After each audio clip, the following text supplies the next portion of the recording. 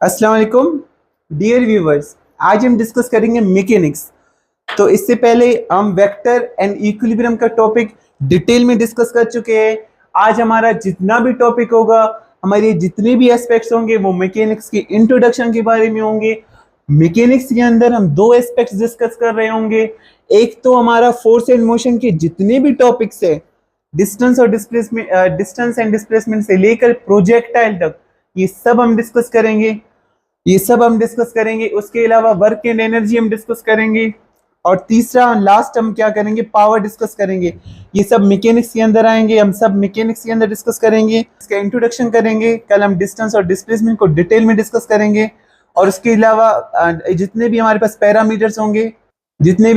Parameters होंगे, distance हो चाहे डिस्प्लेसमेंट हो, वेलोसिटी हो, स्पीड हो, एक्सेलरेशन हो, हम सब मोशन रिलेटेड पैरामीटर्स को डिस्कस करेंगे। हमारे मैकेनिक्स के जो एस्पेक्ट्स है वो फोर्स एंड मोशन है। एक तो हमारे पास फोर्स एंड मोशन है, दूसरा हमारे पास वर्क एंड एनर्जी है। ये तो वैसे हमारे पास टू डिफरेंट चैप्टर्स माने जाते हैं।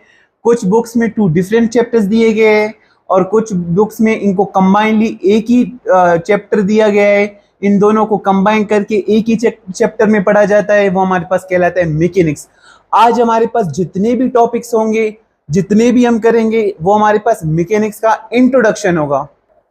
आज हम मैकेनिक्स का इंट्रोडक्शन करेंगे। हम सिर्फ और सिर्फ मैकेनिक्स पढ़ेंगे और मैकेनिक्स का इंट्रोडक्शन करेंगे। तो हमारे पास मैकेनिक्स का हम इंट्रोडक्शन करेंगे। उसके अलावा हम काइनेमेटिक्स, डायनामिक्स को देखेंगे। ये क्या होते हैं?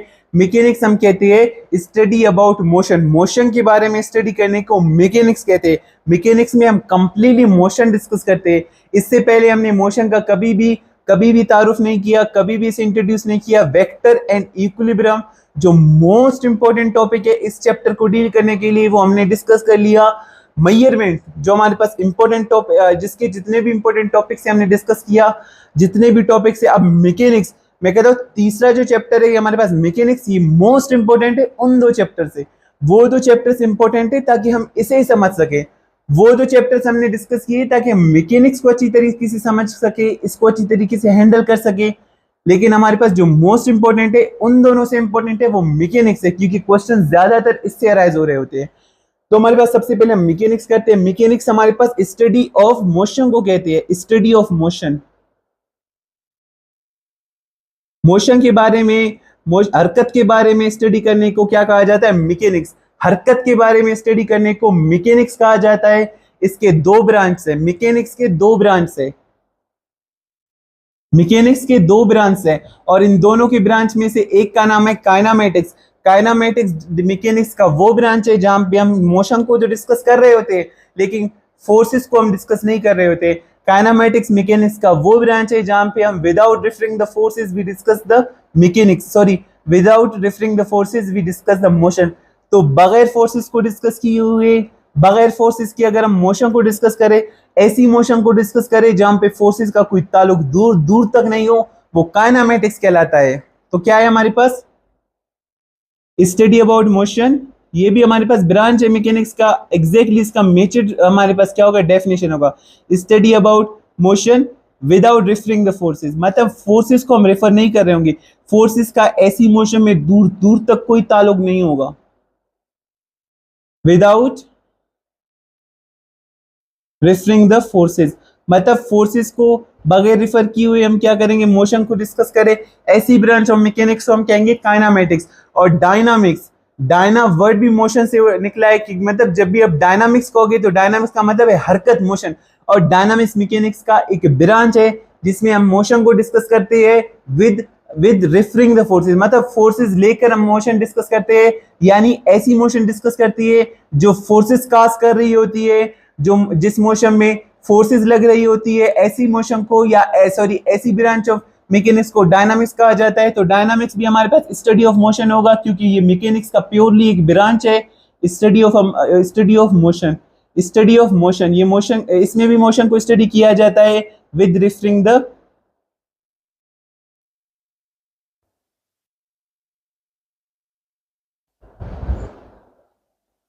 लेकिन हमारे जो फर्स्ट ईयर एफएसी सिलेबस में है, हमारे जो एफएसी सिलेबस है, हमारा जो हम अपना मैट्रिक सिलेबस देके तो वहां पे हमारे पास 9th-10th के सिलेबस में हमारे पास जो काइनामेटिक्स है और डायनामिक्स है, इन दोनों का अलग अलग चैप्टर प्रोवाइड किया गया है। लेकिन जो हमारा फर्स्ट ईयर है, यानी हमारे पास एफएससी सिलेबस है, इसमें हमारे पास मैकेनिक्स एक ही चैप्टर है, फोर्स एंड मोशन। पहले तो ऐसा किया गया था कि मैकेनिक्स को तोड़ा गया था दो अलग चैप्टर्स में, एक तो फोर्स एंड मोशन था और एक हमारे पास वर्क एनर्जी। लेकिन आजकल के जो चैप्टर्स है हमारे पास फोर्स एंड मोशन को कंबाइनली पढ़ा जाता है वर्क एंड एनर्जी के साथ।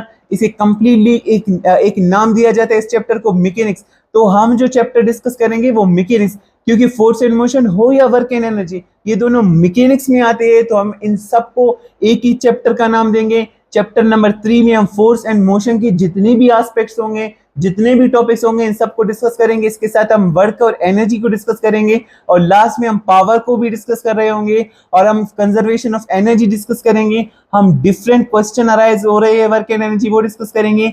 हम काइनेटिक और पोटेंशियल को डिस्कस कर रहे होंगे, हम मैकेनिकल एनर्जी को डिस्कस कर रहे होंगे, हम फ्रिक्शन की प्रेजेंस में जितनी भी एनर्जी लूसेस होती है वो सब कुछ डिस्कस कर रहे होंगे। और जब भी फ्रिक्शन के अगेंस्ट वर्क डन किया जाता है तो क्या क्या असरात होते हैं वर्क डन। जब भी फ्रिक्शन के अगेंस्ट वर्क डन किया जाता है तो वो थर्मल एनर्जी में कन्वर्ट होता है, ये हम डिस्कस करेंगे ये सब कुछ। और हम मैस और एनर्जी का इक्विवेलेंस भी डिस्कस करेंगे कि हकीकत में मैस और एनर्जी में कैसे डिफरेंशिएट किया जाएगा, मैस क्या है, एनर्जी क्या है। लेकिन जो हमारे पास प्रिमिटिव मैकेनिक्स है उसमें तो ये समझा जाता था कि एनर्जी और मैस दो डिफरेंट फिजिकल क्वांटिटी है। लेकिन जो हमारे पास जैसे जैसे ये मैकेनिक्स हमारे पास मॉडर्न होता गया, आइंस्टाइन ने एक बहुत बड़ी रेवोल्यूशन लाया मैकेनिक्स में। उसने ये कहा कि एनर्जी और मैस दो, जैसे जैसे मैकेनिक्स मॉडर्न होता गया तो आइंस्टाइन ने एक बड़ी रिवोल्यूशन